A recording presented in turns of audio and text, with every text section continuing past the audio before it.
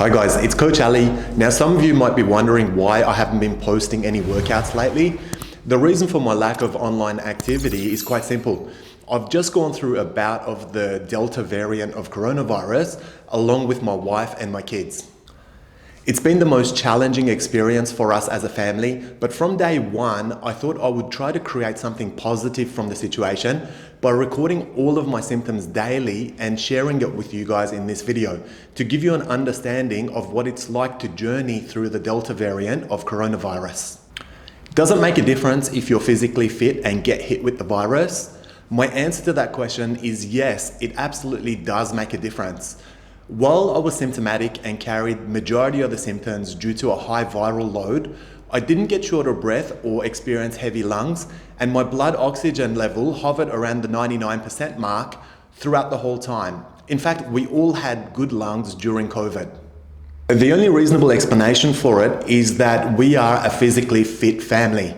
My wife and kids train 4 days a week consistently. I myself train 6 days a week, and I've done so for around 30 years. So my body was as ready as it's ever going to be to deal with this disease.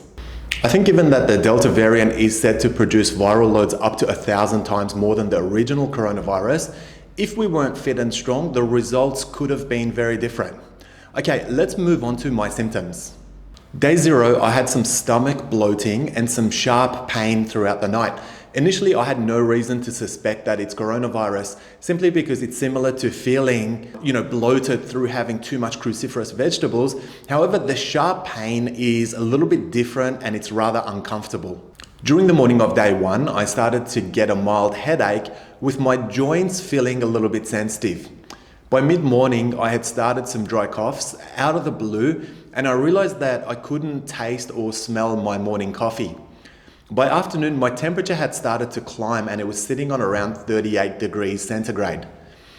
I could feel my entire body fatiguing at this point. By evening, I had the chills and everything I ate had a bland taste to it, followed by a bitter and rather unpleasant aftertaste. I followed the doctor's recommendation and started to take Panadol 3 times a day to help manage the temperature variations and to curb the discomfort. Early in the morning of day 2, I had a piercing stomachache while battling with consistent temperature changes ranging from 35.5 degrees to 38.5 degrees and consistently changing. By mid-morning, a pounding headache was quite prominent and dry coughs were becoming more regular. I continued to take Panadol 3 times daily, and it helped temporarily curb some of the symptoms. By day 3, I had completely lost my appetite and felt extremely fatigued. I was sweating profusely at times and getting chills at other times.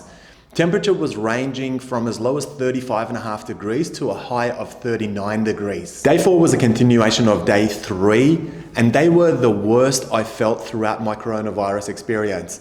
I had maximum symptoms on those days. Day 5, I woke up in the morning feeling a little bit better. The appetite had improved a little bit and aches and pains were less than the previous couple of days. My nose had started running and my cough wasn't completely dry anymore. My body felt weak and fragile and very unusual for me, but I reduced my Panadol intake to just 1 a day as my temperature was not exceeding 38 degrees anymore. Day 6, my stomachache and headache were gone. Temperature was maintaining around 37 degrees, so I felt as though I was starting to recover. I was coughing quite regularly and continued to have body aches, particularly in the knees, shoulders, and lower back. My nose was runny, but other than that, I was feeling reasonably okay. Day 7, similar to day 6, I was feeling reasonable. It was the first night that I didn't wake up sweating up in the middle of the night, which is a good sign. Temperature hovered around 37 degrees and I was only having Panadol once a day at this point. To my disappointment, on day 8, I had a bit of a second wave and this persisted for about 48 hours. Temperature ranged from 36 degrees to 39 degrees and changed in regular intervals. I was feeling fatigued, coughing all the time and had quite throbbing headaches, and that was mainly due to coughing so much. My taste buds were completely missing and I had a solid body ache throughout day 8 and day 9. It's worth noting my blood pressure was a little lower than normal as well. Now, on day 10, I woke up feeling the best that I've felt throughout the past 10 days. I was told by the infection control nurse that this is around the time that the virus starts to exit most healthy bodies. My body temperature was ranging between 36 degrees and 37.5 degrees throughout the day. It was the day I actually started typing up and collating my data for this very video. And it was the first day that I had enough energy to get up and get some work done. I also reviewed some content from a new reality show that we're working on for you guys. So overall, day 10 was quite productive given the circumstances. Day 11 to 15, the remaining symptoms were dry coughs, loss of taste and smell. Temperature had steadied at around 37 degrees for most parts and only altered by about half a degree here and there. I then started working out really lightly again on day 12. Now, I felt like the coronavirus was starting to leave my body. However, on day 14, I still tested positive due to such a high viral load. I felt a little bit weak, but well enough to begin light training. And, even if it was just for the sake of a little bit of mental health, it was worth getting started. So after day 15, I was feeling relatively well. I was speaking with a treating doctor who told me that most symptomatic adults in Australia seem to take 20 to 30 days to get past the current Delta variant. I've got to attribute my relatively quick recovery to an active and healthy lifestyle. My blood pressure, cholesterol, blood sugar, and blood oxygen levels are always spot on, as is my kidney and liver values. I also take my immune boosting supplements.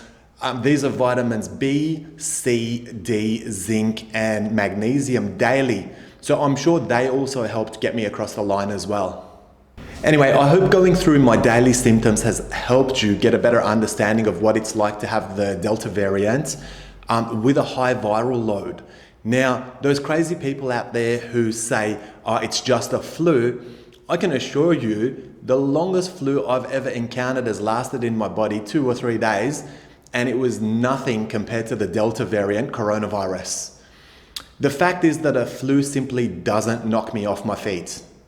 With coronavirus, I was pretty much resting for the first 10 days and didn't have the energy to do anything. So comparing COVID to a flu simply isn't a level comparison. Finally, if you're questioning your blood oxygen or the condition of your lungs, you can always try this cardio breathing workout that I created at the start of coronavirus in February 2020, and it should help you build your lungs as well. Anyway, guys, stay safe, look after yourselves, and try to keep away from this disease as much as you can. I'll see you guys again very soon, hopefully with much more pleasant content. See you soon.